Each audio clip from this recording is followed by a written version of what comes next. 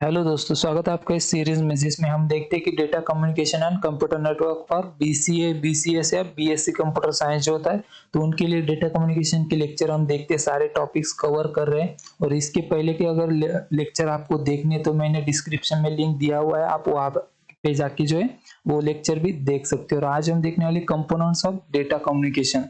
चलिए वीडियो को शुरू करते हैं और देखते हैं कि आखिर क्या है components of data communication.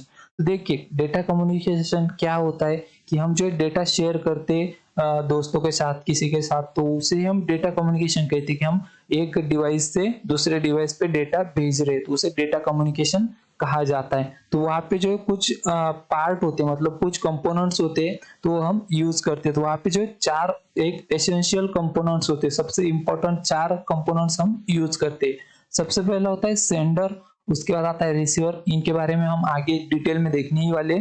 Sender होता है, उसके बाद रिसीवर होता है, उसके बाद आता है ट्रांसमिशन मीडियम, और उसके बाद आता है कम्युनिकेशन प्रोटोकॉल। तो ये चार जो पार्ट है, मतलब ये कंपोनेंट्स है, सबसे इंपॉर्टेंट होते हैं किसी भी डेटा कम्युनिकेशन के लिए।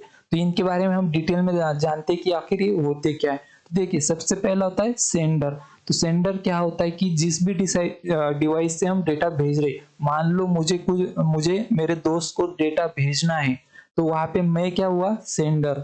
तो वहां पे मैं जो भी डिवाइस होगा मेरा, तो वो सेंडर डिवाइस होता है, तो जिससे जो ओरिजिनेट्स डेटा होता है, ओरिजिनल डेटा जिससे हम भेज रहे हैं।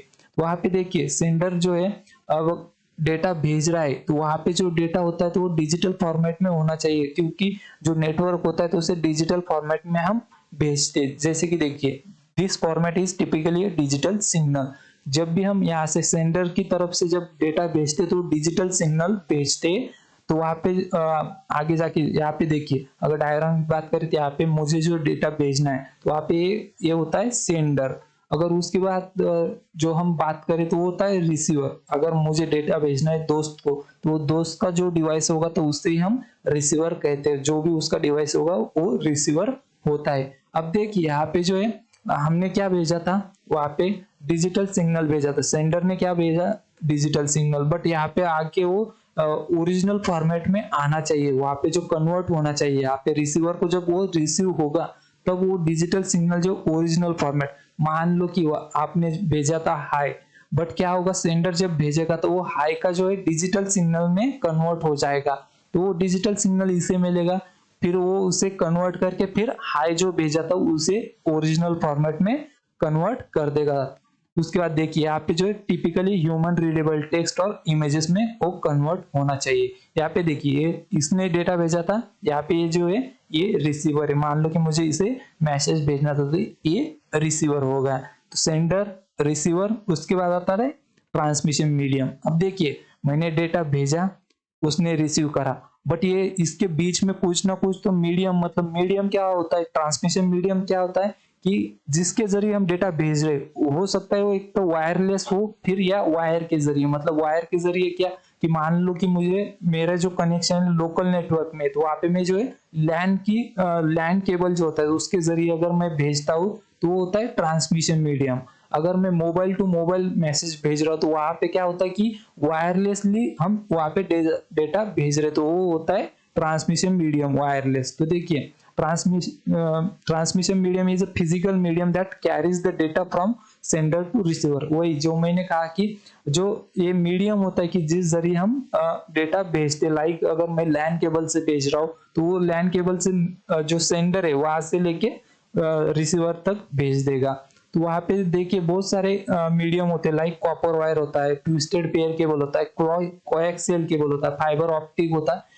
या अगर हम वायरलेसली भेज रहे तो वहां पे रेडियो वेव्स जो है यूज की जाती है। तो यहाँ पे देखिए, ये हुआ सेंडर, ये हुआ रिसीवर, और ट्रांसमिशन मीडियम इन दोनों के बीच में आता है।